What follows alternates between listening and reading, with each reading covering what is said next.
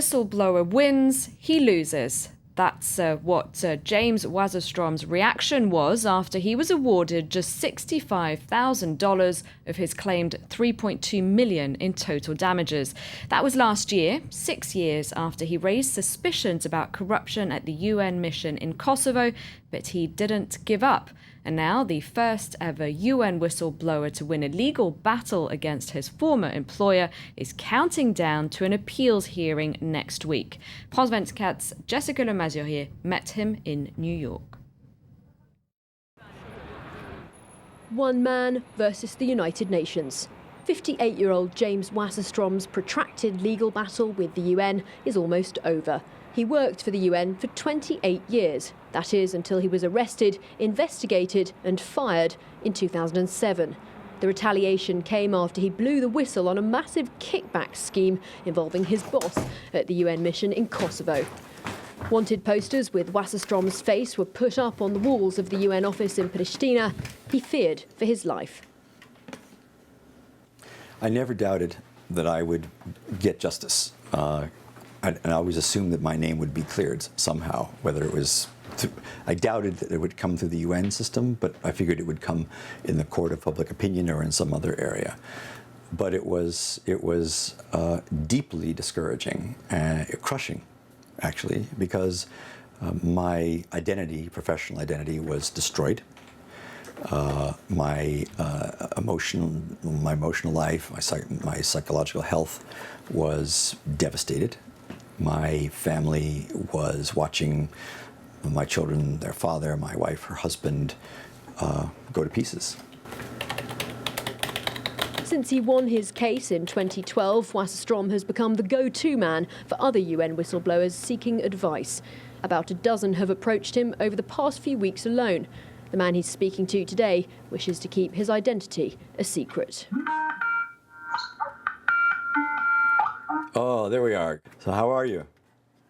Okay. The problem is there is a big corruption issue. So what is more important? Is it just a case because of talent or to fight the corruption? The kind of cases can vary from personnel issues and having trouble with reporting a boss for a relatively minor transgression, to cases that allege the embezzlement or mismanagement or misappropriation of hundreds of millions of dollars. Wasserstrom now lives in Kabul, where he works as an anti-corruption advisor at the US Embassy. He's back in New York for a short visit to see his lawyer, Mary Dorman. His Kosovar friend Roosevelt Frokaj is accompanying him. The UN's dispute tribunal ruled in 2012 that the organisation had failed to protect Wasserstrom from reprisals and that the UN's mechanisms for dealing with whistleblowers were fundamentally flawed. Yet he was only awarded $65,000 in damages, a fraction of what he'd asked for. Not only did he incur legal fees, but he also lost his pension. His case is now on appeal. None of those he accused have been brought to justice. The biggest thing I think that has to change is personal accountability of those who feel they have the license to retaliate. Because you know what? They do have the license to retaliate because they're never caught or held accountable. So if individuals are trumpeted out of the UN for abuse of authority in retaliating against whistleblowers, that's going to change things. The United Nations Ethics Office is housed in the News Building on 42nd Street, just a stone's throw from the UN headquarters. Official statistics from the office appear to back Wasserstrom's assertions. Of some 347 protection against retaliation cases between 2006 to 2013, the office ruled in favour of only 2 claimants. We do believe that we meet global best practices in terms of protecting staff from retaliation. I'd say come back and talk to us. Help us understand why you feel that the UN was not accountable or didn't treat you fairly or with respect. Wasserstrom has no desire to return to the ethics office. He's taken his case to the White House. This year, US President Barack Obama signed into law a bill that Wasserstrom had lobbied for. It forces the State Department to withhold 15% of funding from any UN agency that fails to adhere to best practice guidelines for whistleblowers.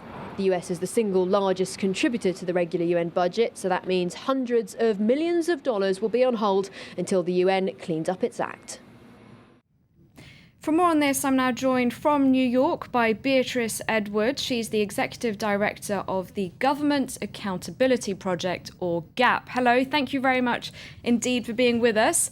I'd like to pick up from where our correspondent's report left off. The appropriations bill signed into law by President Obama this year. Are you confident that it's going to make a difference?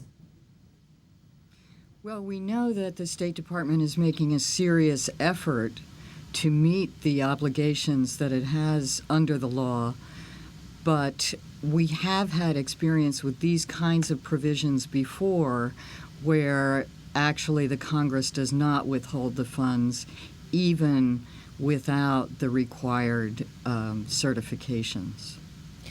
Now, just how widespread are corruption problems at the United Nations? Well, I think the Government Accountability Project represents a number of whistleblowers from the UN, and over the years we have really seen that problems of corruption, abuse of authority, particularly waste of resources, are pervasive throughout the Secretariat, peacekeeping forces, the funds and programs, and specialized agencies. But there are internal protections at the UN. Are you saying that they don't work at all? They are not very faithfully or consistently implemented. I mean, you just cited the statistics from the Ethics Office that of 347 complaints of retaliation, only 2 were vindicated. Also, the whistleblower, in order to receive some kind of compensation for the damage done to his or her career or personal life, has to endure a protracted ordeal in an administrative justice system that, as you just described in the case of Jim Wasserstrom, takes years to have some kind of decision, and then even then the compensation is not adequate, and the perpetrators of retaliation are not sanctioned. There may be some compensation to the person who suffered the retaliation, but the people who are responsible for it go on with their careers as if nothing happened. I was going to ask you about that because you helped Wasserstrom, and getting him compensation is one thing, but what have you done to try and get those who made his life a misery punished? There's very little we can do because the internal justice system at the UN only represents complaints that are brought by people who have been wronged. There is no real sanction system. There is no system of disciplining wrongdoers. In one case we were talking about just last night with another client, the person found to be responsible for retaliation was simply transferred to another department in order to get him out of the line of fire, but there was no real penalty for what he'd done. Now, it seems the Obama administration is happy to support people like James Wasserstrom, who point the finger at the UN, but then when it comes to people who point the finger at Washington, like Edward Snowden, it's a different story. Is that a fair thing to say, do you think?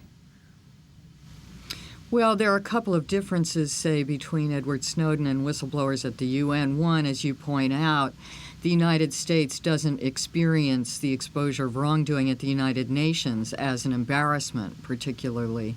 But someone like Edward Snowden, who exposes protracted, pervasive, unconstitutional conduct sanctioned by the president and his administration, that's an embarrassment, and his reaction to it is going to be much stronger and much more negative. And then, of course, the administration deals with whistleblowers in the intelligence community much more punitively than it does with whistleblowers in other parts of the government.